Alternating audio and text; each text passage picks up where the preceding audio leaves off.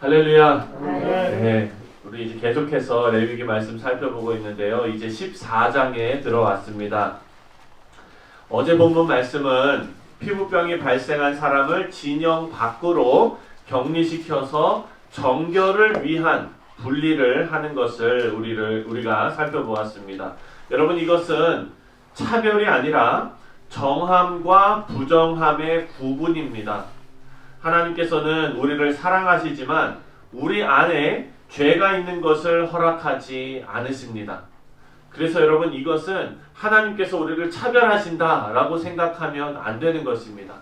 하나님께서는 다시 말씀드려서 정함과 부정함을 구분하는 것이지 차별하는 것이 아닙니다. 따라서 구원받고 성화의 과정을 우리가 지금 걸어가고 있는 우리 성도들은요, 우리의 삶에 밀접하게 침투하고 있는 죄를 인식하고 그리고 아파하며 의지적으로 성화를 위해 거룩을 추구해야 한다라는 것이 어제 본문 말씀으로 우리가 얻은 영적 교훈이었습니다. 오늘 14장에 들어와서는요, 그렇다면 이렇게 진영 밖으로 격리된 사람은 어떻게 되는가에 대해서 다루고 있습니다.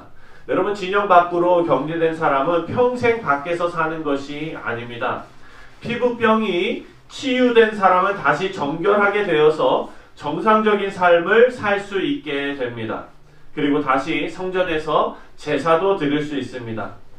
다시 정결하게 되어서 진영으로 들어오는 절차는 크게 두 가지로 나누어져 있습니다. 첫 번째는 진영 안으로 들어오는 것이 허락되기 전에 진영 밖에서 이 사람이 완치받았다는 것을 확인받습니다. 그리고 두 번째는 완치된 사람이 화목제를 제외하고 주요 제사들을 하나님 앞에 드려야 합니다. 속건제와 속죄제와 번제와 소제를 드려야 하는 것입니다. 그래서 오늘 본문에서 강조하는 것은 어떻게 이 피부병이 치료가 되었는가에 중점을 맞춰놓고 있는 것이 아니라 어떻게 병자가 정결하게 되어서 예배에 나올 수가 있게 되는가에 대한 절차에 대한 문제를 오늘 말씀하고 있습니다. 먼저 1절부터 9절까지는요, 진영 밖에서 어떤 절차가 필요한지 알려주고 있습니다.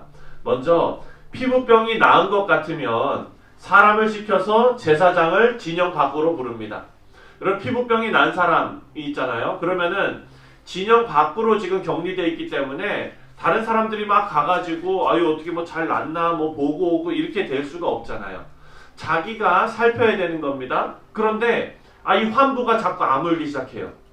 하얀 점이 없어지기 시작해요. 빨간색 색점이 없어지기 시작해요. 막 이러면은 이제 어떻게 하느냐, 사람을 시켜서 제사장을 진영 밖으로 불러내는 것입니다. 제사장은 피부병 환자가 완치가 되었으면 진영 밖에서 예식을 치르기 위해서 몇 가지 가져가는 게 있는데, 정결한 새 2마리를 가져가요. 그리고 백향목 가지를 가져가고, 그리고 홍색 털실 한 뭉치를 들고 갑니다. 우슬초 한 포기를 준비합니다. 그리고 준비한 새 중에 한 마리를 그 질그릇에 물을 떠놨는데 거기에서 잡아서 그 물에 피를 떨어뜨리고 그것을 완치된 사람에게 7번 뿌리면서 정하다고 선언을 합니다. 그리고 다른 새는요, 그 핏물에 적셔가지고 살아있는 새는 날려 보냅니다. 그리고 이후에 옷을 빨고 이 사람의 머리털, 눈썹, 털이란 털은 다 밀고 물로 씻은 다음에 이제 진영으로 들어올 수가 있습니다. 여기서 보면 2마리 새들 중에서 한 마리는 죽임을 당하고 한 마리는 들로 날려 보내는 것을 우리가 봅니다. 여러분, 이거 뭐 생각나시나요? 우리가 속죄제 생각할 때 그때 속죄일에 염소 한 마리는 죽이고 그리고 한 마리는 광야로 데려가서 풀어주던 것 기억나시죠? 그것과 비슷한 것입니다. 이 부정한 것이 죽은 새의 피를 통해서 살아있는 새에게 옮겨지고 그 새가 날아감으로써 그 부정했던 것이 기억되지 않는 것을 상징하는 것입니다. 이것이 이제 진영 밖에서 이루어졌던 것. 그리고 10절부터 20절까지는요, 진영으로 돌아온 이 완치자가 어떻게 하나님께 제사를 드릴 수 있는지에 대해서 설명하고 있습니다. 이 사람은요, 진영으로 돌아온 지 8일째, 그러니까 7일이 지나고 나서 8일째 되는 날에 하나님의 성전에 찾아갈 수 있게 됩니다. 우리 사랑하는 성도님들, 이 사람의 심정을 한번 생각해 보시기를 바랍니다. 여러분, 우리 팬데믹 때문에 온라인으로 계속 우리 이렇게 예배 드리다가 처음으로 우리 다 같이 모여가지고 예배 드렸던 날 기억하시나요? 네.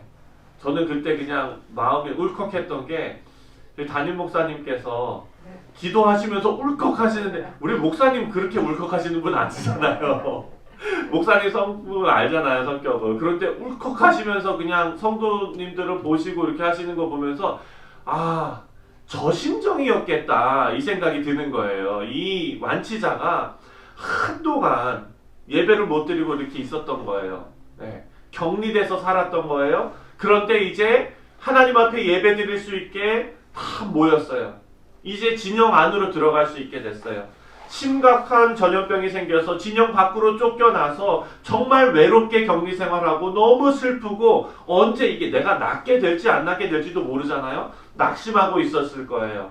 매일 간절히 신앙이 있었다면 기도하면서 매일 피부를 살피는데 낫지도 않아요.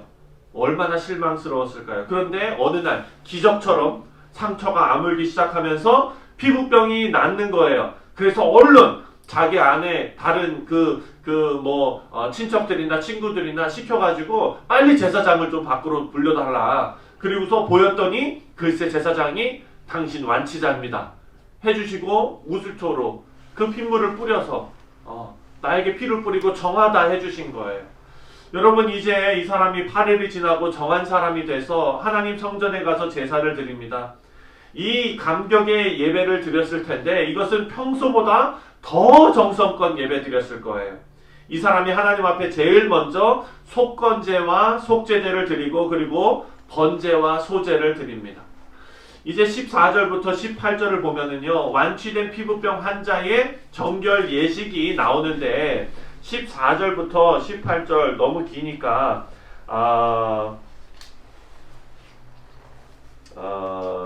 우리 14절 한번 읽겠습니다. 14절 다 같이 시작.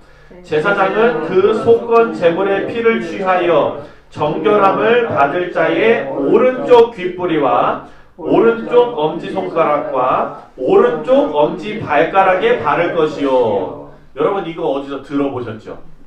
네, 우리가 이거 하다 보니까 제사장 위임식 하던 날 혹시 기억나세요? 위임식장에 여러분이 다 가신 건 아니지만 우리가 말씀을 읽으면서 위임식 날 그때 아론 그리고 아론의 아들들을 세워놓고 위임식을 시키면서 정결한 세마포 옷을 입히고 에봇을 입히고 한 다음에 이 피를 어디에다 발랐죠? 귀, 오른쪽 귓볼에다, 그 다음에 엄지손가락, 오른쪽 엄지손가락, 오른쪽 엄지발가락, 귀, 손, 발에다가 발랐잖아요. 네. 하나님께서는 이렇게 참 교육을 잘 아시는 것 같아요. 여러분, 교육의 핵심은 뭔지 아세요? 반복. 네, 반복이에요. 계속 반복하면 기억해요. 네. 이렇게 귀, 그리고 손, 그리고 발, 이 세 가지는 제사장에게 그렇게 피를 바른 이유가 우리가 그때 기억하기로는 뭡니까? 피를 엄지손가락에 귀에다 바르면서 하나님의 말씀 듣는 거, 그거 얘기했었죠. 하나님의 말씀을 듣기에 힘써야 된다. 그리고 엄지손가락, 손에다 바르면서 하나님이 기뻐하시는 의로운 일을 우리가 해야 된다. 그리고 마지막 엄지발가락, 발에다가 바르면서 하나님의 길을 걸어가야 한다라고 마음을 정하라, 이거잖아요. 여러분, 이것을 이제 정결케 돼서 진영으로 들어온 자에게 똑같이 행합니다. 그러면 그 사람은 이제 부정했다가 정해지면서 마음에 다짐하겠죠.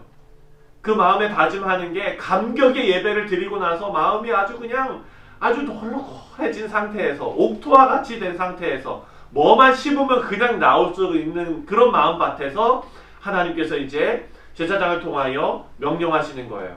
나의 말을 듣고, 그리고 나의 일을 하고 나의 길을 걸어가라. 우리 사랑하는 성도님들, 우리의 삶을 보면은요, 우리 모두는 한때 진영 밖으로 쫓겨났던 자였습니다. 하지만 하나님께서 그리스도를 통하여 우리를 정결케 하시고 하나님의 진영 안으로 초대하셨습니다.